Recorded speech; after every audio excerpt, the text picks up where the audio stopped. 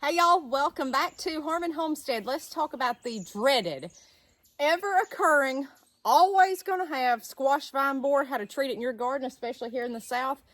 Let's knock this out. Okay guys, so let's mix up our solution. We're gonna start with BT. This is an organic method of treating worms, caterpillars on your plants.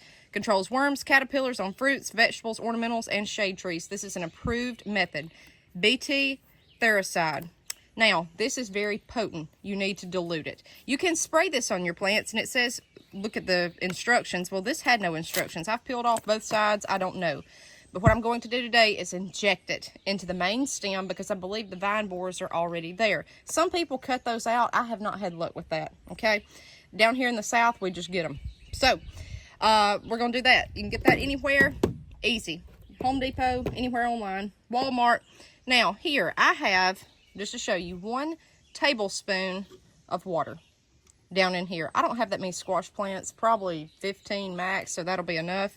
Right there, 1 tablespoon. It looks a little, but that is 15 milliliters.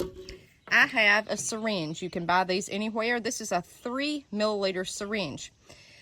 I have seen online mix up 1 part BT to 4 to 5 parts water. So I've got 15 mils here.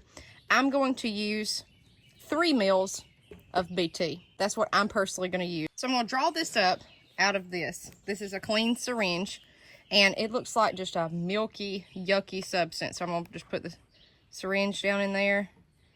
Get to about 3. Go on, kitty, kitty. Shoo! Put it down in there. There you go, okay? So let me cap that so the cat won't get into it. Now, how are we going to inject this into the plants? You need a needle. And what I've got here is an 18 gauge from Producer's Pride. This is for our chickens if they ever get sick, you ever need to give them an injection. We've got these. So I'm going to take off the back, put it on, and there you go. 18 gauge is a large bore. That's going to make a pretty good size hole, but it'll go in quick. We're going to put about 1 mil per plant, but multiple divided injections into the stem. So I can draw it up with the needle, or I can take the needle off to draw it up. But for each plant, we're going to use 1 mil. And so we're going to use a little bit, then use a little bit, then use a little bit. And that will kill the larvae inside the stems. So guys, here's one plant that I'm pretty sure has this. Everybody asks all the time, how do you know if your plant has squash vine borer? Best way I can tell you, some people say sawdust. I've seen that before. It looks like sawdust on the ground. What you'll notice is the stem has split and it's weak. It's very light right there. So that's a good indicator. What it does is just eats the stem away so the plant dies. And we're going to fix that. So we're going to try this. I've got right at 1 milliliter of this, and we're going to start injecting all around this just a little bit. What we're trying to do is kill that larva. The stem is so weak. This may be too far gone. I don't know. Some people do surgery where they want to cut it out. Get out of that. Go on. Shoo. Shoo. Y'all, I can't do nothing with these cats anymore in the garden. Just go in and out all around it, and you'll feel where it gives. Okay, and that'll work. Now, we're going to take this around and do this to the rest of our plants that look like they may have any sign of squash vine borer damage. All right, guys, you couldn't get a better example than this right here for squash vine borer. Do you see the stem here, how it's split? I'm going to zoom in and let you see. So I think you guys can see that. See the split right there? Is terrible. So what I'm going to do with this solution is draw up 1 milliliter. Just like that, and we're going to start injecting all throughout the stem. If your stem split badly, go on, kitty, kitty. It may be running out. That's okay. I'm going to go kind of below it.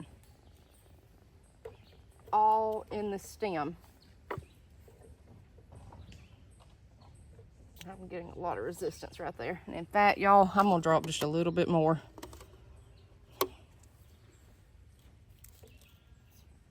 I would say if you go straight down in the hole there, that's your best bet to get that larva. What this is gonna do, kitty, is kill it. And that way it won't destroy your plant anymore, because it's gonna eat through that vine to where the entire squash dies. Now I wanted to show y'all this. This is what happens when a vine borer is let go. This is what you're looking for right here. See that, where he's just gnawed the stem completely open, and it just, the whole plant can't take in anything. If you notice sudden yellowing of the leaves, if you notice your plant dying, if you notice it not wanting to fruit, if it's a squash or a zucchini, pumpkin, anything of that nature, butternut squash, spaghetti squash, watch out, because you may have these things. Here is one.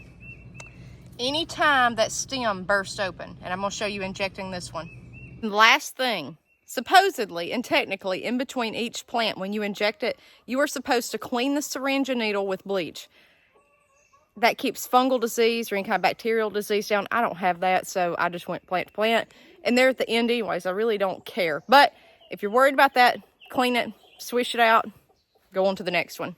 On this plant, we've got two areas of concern. We've got that, and then we've got that.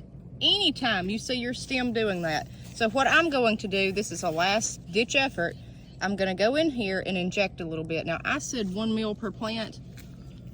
I may go a little bit heavier on this. And if you can't get it to go in, this is a large needle and I'm having trouble even getting it inside the stem. Just keep wiggling around till you can find a spot that you can inject. So, any of y'all that have followed along and watched my How to Grow the Best Pumpkin video that was 2 weekends ago, well, look now. I watered these this morning. They are catching the heat in the center. Look at this. These are Blue Hubbard squash mixed in with Big Macs grown in buckets over here. I've got 3 Blue Hubbard squash. I've never seen anything like this ever. Ever, ever, ever. This one right here has 1, 2, there's 3 in there. I mean, I don't know. I've never seen anything like this. There's one. I mean, just loaded. And here's the pumpkins, just boom, boom, boom. If I wanted to grow the world's biggest pumpkin, I would snip all those off. I'm not going to, though. Look over here. Guys, this is my yard, what's left of it. But the reason I wanted to show you this is because everybody says Blue Hubbard. You're still watching Blue Hubbard right here. That's what you're seeing mixed in with the pumpkins. Now, look at this. Y'all remember me showing you that? Look at this. He's still wet from where I watered him.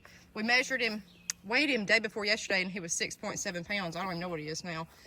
I had no clue, but it says they can grow up to 40 pounds. I'm gonna walk and show you the backside, but the main, look at this. The main reason I'm showing you all of this is because this is right here by those squash. They say that Blue Hubbard squash is a trap crop. Look at this. For squash vine borer. They're all behind that. I have not noticed one on these. Not one. The vines look great. Now they're wilted because of the heat, and I just watered them. It's supposed to be 90 today. We've not had rain in a week. These are right here beside it. They're getting eaten by squash vine borer, but then you've got these that isn't, that everybody tells you to plant as a trap crop. So this is why I tell you, you've got to get out here and experiment on your own. Try things on your own and do what you see is best, because every time that they tell you something, it may not always be true. Look at my corn back there. That is humongous Indian corn. That one's fell over because the squash have taken over it. This is kind of just a weed pile back here. I want y'all to see. Look at this.